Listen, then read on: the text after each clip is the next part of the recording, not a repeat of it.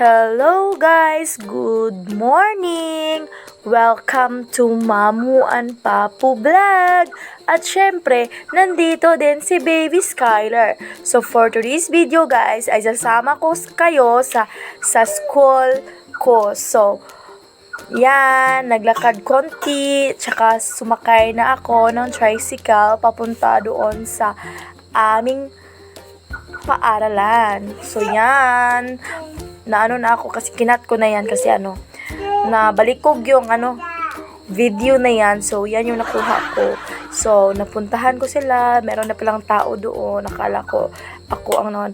Late na pala ako niyan guys. Tapos pag dating ko dyan, pinakuha ako ng teacher namin ng science kasi siya Pinakuha niya ako ng taste namin kasi mag-free taste daw kami. Kaya, sabi ni Ma, mag-taste muna kami kasi second sem namin ngayon, guys.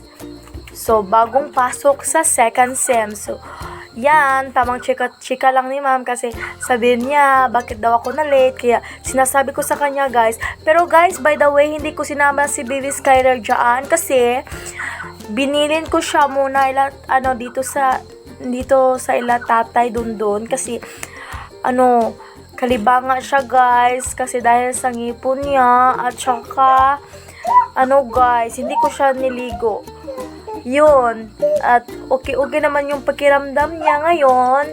So yan dito marinig nyo sa voice over ko na may batang nagtatatata like yun si Baby Skylar yun. So yan, nagtinda ako ng Graham's ball. Tapos yan, may nagbibili guys. Naubos yung Graham's balls ko guys. Naubos yung Graham's balls ko. So, nabulol muna ako Yan.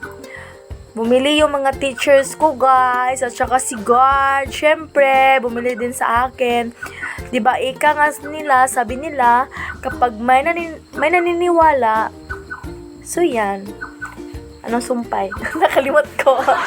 So yan guys, yung ang habog ng kuana mo guys kanang among room. So yan, bumili yung science ano pala yung si Ma'am subject yan. Hindi naman pala yung science.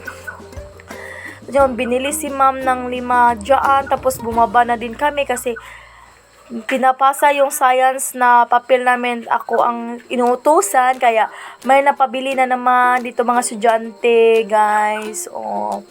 Yan, may nagsizomba dyan kasi PE ata nila yan, para sa PE nila yun, kasi as student kami guys, yung kasama ko na lalaki, tapos lahat kami guys ay merong partner na guys.